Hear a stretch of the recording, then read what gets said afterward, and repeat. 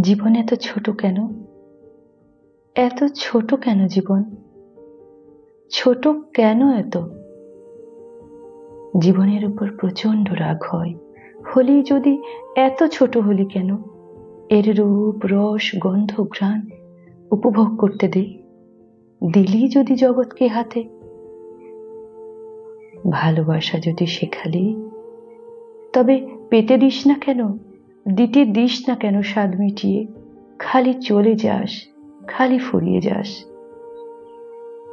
জীবন খসে যাক, ধসে যাক, জীবন জাহান্নামে যাক।